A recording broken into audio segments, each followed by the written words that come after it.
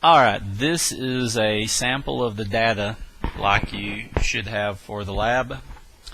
If you take a look now, I don't have all three columns, but I've got two columns done. I've used a 470 ohm resistor and a 220 ohm resistor, and I've got voltages and currents taken at each one.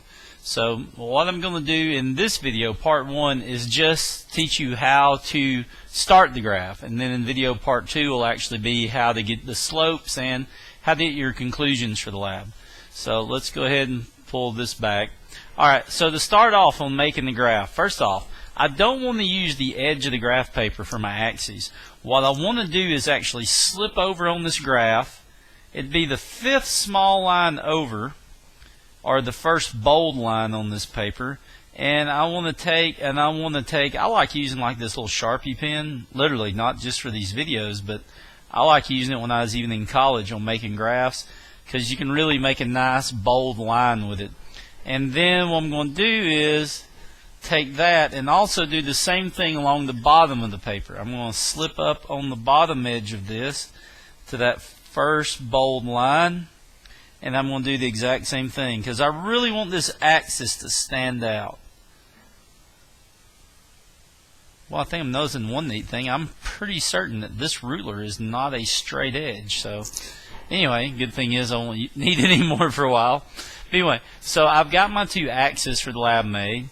Now I'm going to slip up to the top part of the graph. I'm going to go ahead over here and I'm going to put my name and my date over in this corner.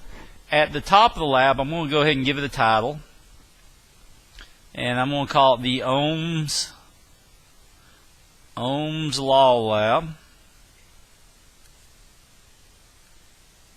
Now a lot of people don't know you can write on the graph, but yeah, you can write on the graph itself. So Ohm's Law. And now I'm going to go title my axes. So what I'm going to make a graph of in this lab, about half center up on my y-axis, I'm going to write potential, which is a V, potential in volts measured in volts. So I'm going to write that on my left axis. And then on my x-axis down here, I'm actually going to write I for current in, and I'm actually going to do this graph in milliamps. But when you make your graph, I'll tell you how to correct for this milliamps. So the reality of it is we should convert this, but usually a lot of times people have problems graphing it when we convert it to amps. So we're just going to leave it in milliamps for this conversion. Now I'm going to finish one more thing. Once you define what your axes are on the graph, you need to go back to the top under the title, and this is any graph you ever write in science. You need to come up now to the top and write V potential in volts, and then we'll write a little versus VS potential in volts versus current measured in milliamps. So current measured in, because sometimes you'll do a lab and they'll have multiple graphs in it, so the title is the same, but then you need to say that this is a graph of this and so forth. So anyway, now I need to make a scale on my graph, and my scale on my graph is actually going to go like this. Along the bottom, I'm going to go to the 10th line, which would be the second bold line, and I'm going to call that a 10. So I'm going to make that 10, then, so this makes pretty good sense. 20, 30, 40, 50, and we'll get to 60, and I'll whack the camera. But if you've done this right, you should end up 65 over here at your end. Now for going up. Going up, I'm going to make every other bold line. So every 10th line on the way up, I'm going to make every 10th line going up 1. So I'm going to have a 1, 2, 3, and I've always done this like where you see me making my little bold mark. It just helps me find my marks later. 4, 5, exciting video watching somebody count, I know. 6, 7, it's very easy to get your lines mixed up. 8, and then the last one that I'm going to get is 9. So I actually won't get all my data on this graph. I'm going to run a little bit short. But that's okay. I had 10 data points, so we can afford to lose just a little bit. So now what I want to do, and this is what probably a lot of you have got is right now. You've got your basic graph. You are ready to plot data on this graph. So what I'm going to do now to plot is I'm going to go back, and we're actually going to have multiple plots. You could have as much as 3 sets of data graphed on here. Now, some people actually, if you've got multiple graphs, they'll actually like do different graphs with different colors of ink pens or colored pencils. So anyway, it's just something you can do. So like on this one, this is going to be kind of neat. So for 1 volt, I have 2.7 milliamps. So I'm going to do this. I'm going to look at my graph. So for 1 volt, I've got 2.7 amps. Well, if this is a 10 along the bottom, then this goes 1, 2, 3, 4, 5, 6, 8, 9, 10. So since that's 10, 2.7 would be, let's see, there's 1, 2, there's 3, so 2.7 will be about right there. So my first data point is going to be at 1 and 2.7. So I'm going to put one little dot right there. And now my second data point is at 2 and 4.6. So I'm going to go over here and find 4.6. So there's 1, 2, 3, 4, 4.6 would be about right here. So now I'm going to go up to 2 and 4.6. I'm going to put a dot very small right there. And now I'm going to keep doing the same thing. So I'm going to be up to like 3 and 6.9. So 5, 6, 6.9 would be here. And then I've got 4 and 8.9. So there's 4. So here we go. 5, 6, 7, 8. 8.9 would be right here. And then we'll keep on going. 5 and 10.8. So 10.8 here. 6 and 12.9. 6 and there's 10, 11, there's 12, 12.9. I should be making a pretty decent graph. 7 and 15 on the nose. So that's right there. And then 8 and 17.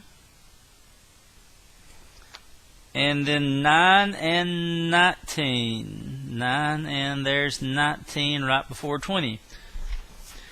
Now, after I've done this, I still need to go back and do my other data. So like I said, if I was doing this, what I might end up actually doing is using, like say, this red and do like 1 and 5. So at 1, I would be 5, and that would be for my other line. And 2 and 9.9, which would be, so this is actually, oops, that one doesn't go there. It goes down here. So 5, and then I've got 3 and 14, which is here. So if you look, 4 and 18.8, let's see, 18.8 would be right there. So if you look, I'm about to have 2 diverging sets of lines, 5 and 23.1. 5, there's 23.1 would be right there. I really don't have a desire to keep doing this, but I feel compelled to. 6 and 27.7 should be here. 7 and 32.5. So 7 and 32.5 should be there. 36.9 on my next one. Look at me, I'm having fun. And 41.2, which this is kind of funny because this one is like all the way up on the top. So this is what your lab should look like. And you could have as much as 3 sets of data plotted on the same graph. There's no problem with that. But now, this is the big thing. Next, we want to put our line on the graph. So to put the line on the graph paper, what I'm going to do is this. I'm going to take the ruler, and I'm going to lay the ruler down, and I'm going to try and, it may not touch every dot. This is why I like using a clear ruler. I want to split the difference. And I want this ruler to lay all the way across the paper, and I may not touch every dot. But now what I'm going to do is I'm going to take my ruler and I'm going to draw a line all the way across the paper. Notice something. I'm going to make one time across the paper. And I'm going to make that line. So if you look, and I want you to look at how I drew that line. I drew it, now this is kind of neat, it just happened to hit here. But I drew that line from one side of the graph all the way to the other side of the graph. And this is what's neat. Did I touch every line? No. If you look, I didn't touch that dot. I didn't touch that dot. So I actually missed a couple on here. That's okay. Because if you look, my line basically runs through all the dots. Although it is clear that I had some pretty good data on this one. Now, if we go back, I'm going to go ahead and take a look. I'm going to do this other one. So I'm going to do the same thing. I'm not concerned. Some people think you got to always line up your ruler down here at the origin. I'm not concerned with the origin. If I hit the origin, great. That's not my concern. I want to represent my data. This is why we do a graph. It removes any error. And although I will say it almost looks like I've got fake data because my lines are just, these lines are almost perfect. Look at this one. So I'm going to lay the ruler down. If it touches all the lines, fine. But I want it to run through the center of all the lines. And now I'm going to do the same thing. I'm going to take this red one, and I'm going to draw one single line all the way across my page. And now look at it. Notice how literally, I even drew it through my title, because by golly, I'm going to draw from one side of this graph paper, and I'm not going to quit drawing until I run out of graph paper. And so now I got this line. So this is what your graph should look like before you do any calculations. You should have your data plotted and you should have your lines. So if you've got this done, if you've got your graph, you've got your lines, you're actually ready now to move on to video number 2, where we're actually going to go through, pick points kind of like this one, and probably, I would pick, where's a good one? Oh, that one's beautiful. This one, and then we would actually take these 2 points and find the slope calculation. But that's in the next video. So thank y'all for watching.